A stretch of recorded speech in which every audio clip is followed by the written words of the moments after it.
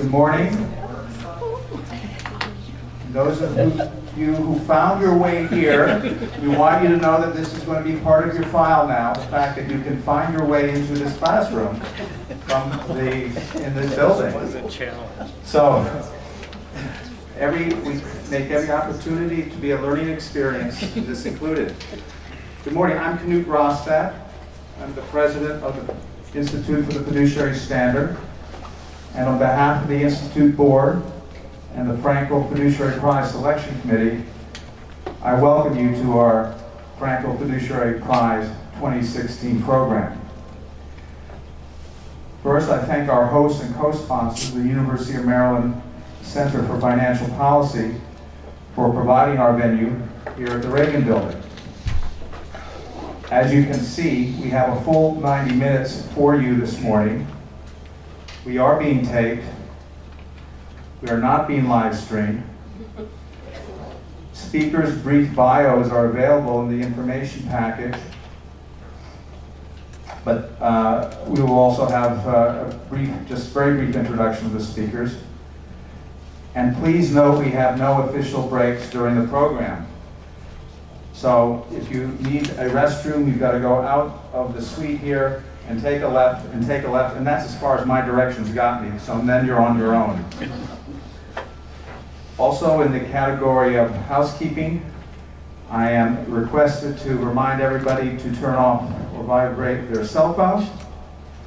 I am also requested to remind the speakers, myself included, to keep the microphone very close to your source of voice, otherwise it will not be picked up. And that in the spirit of a learning, open experience, we have one mic. So it means we must share. Finally, I ask everybody to remember to sign in so you can get credit for this class, and it will be there for the official record. What I will do right now is introduce our first two speakers, and then hand the mic over to the first speaker. Our first speaker is Tamar Frankel, Professor of Law at Boston University School of Law. Instead of reading off of her bio, I'm going to hand this over to the brief introduction to Brooks Reborn, who 3 years ago wrote a wonderful piece on Tamar, and I'm just going to read the first 6 sentences.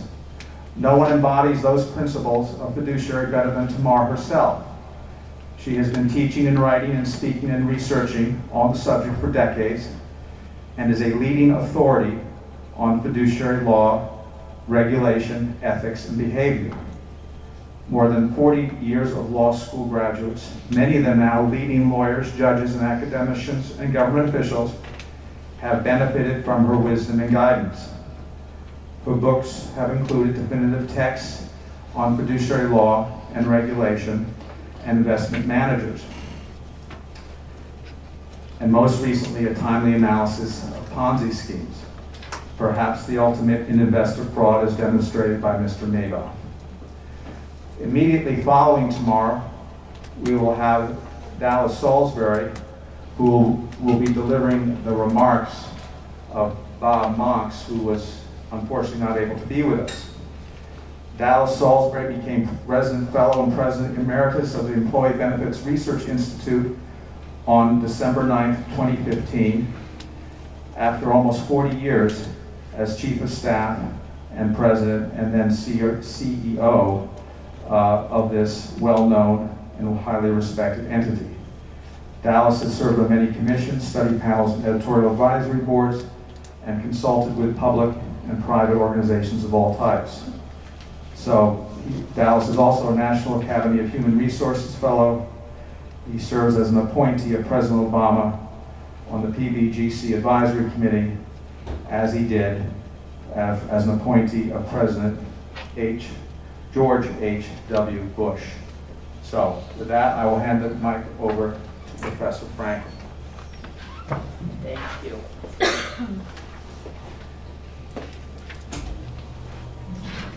Thank you very much.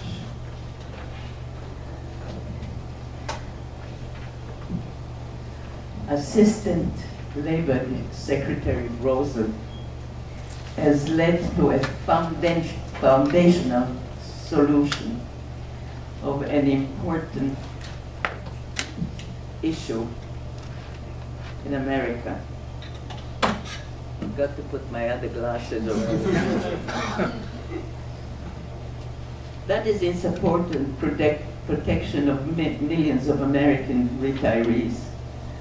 It is based on fiduciary principles which the financial industry should follow. So why is that fiduciary relationship so important in the area of finance? So first I have to correct my own mistake. I made a mistake in my language. I should not speak about financial industry. There's no such thing. The name I should use is financial services. There are expert services, like those of physicians and lawyers and teachers, to name a few.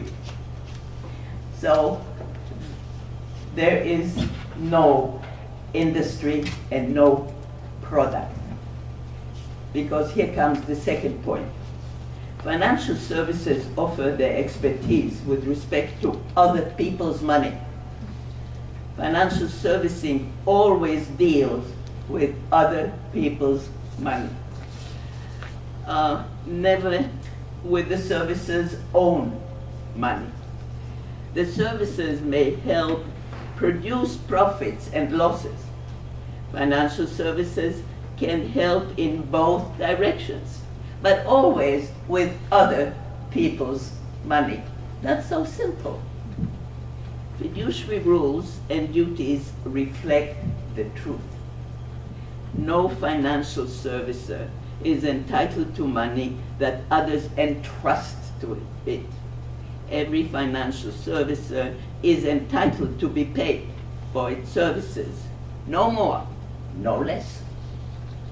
The Labor Department rule represents these two true and necessary principles. Financial services are fiduciaries who provide services with respect to other people's money. But I have a question. Why is the rule so detailed? Why is it so long? Why does it have so many words? Here I refer to a saying of a British judge. I used that before because I think it is so true everywhere, in the past, and today, and to us.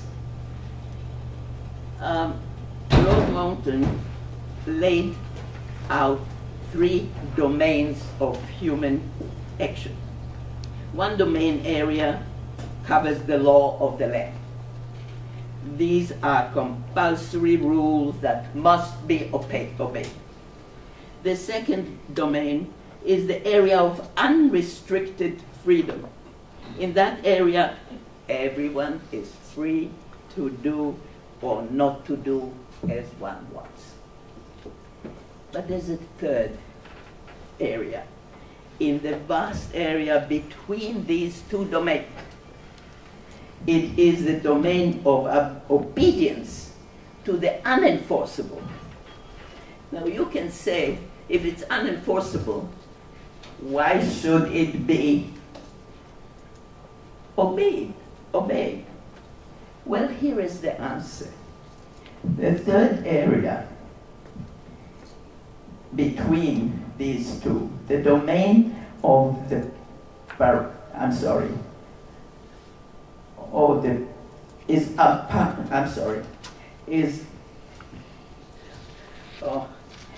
it's either this or me. Okay, I'll try to do both. So, of paramount importance in the life of a nation. We have neglected it because of the theory that competition will create a limit to abuse.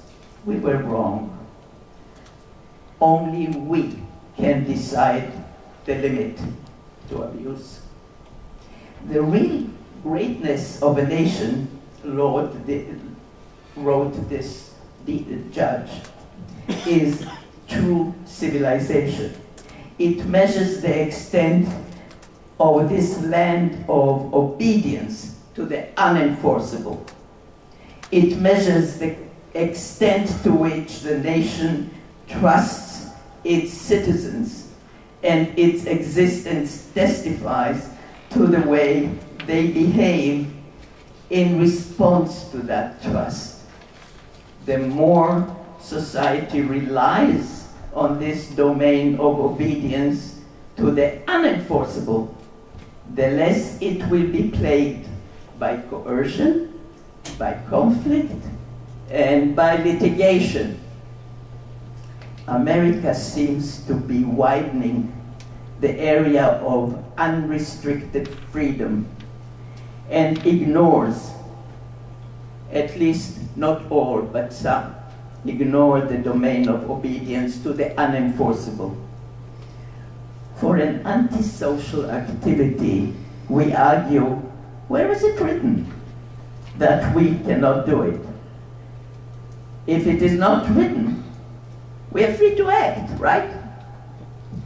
It is not surprising that we are plagued sometimes by so many rules, by conflict, and by litigation. When we ignore the principle and we look to where is it written, we get a surprise. A new rule tells us not to act this way.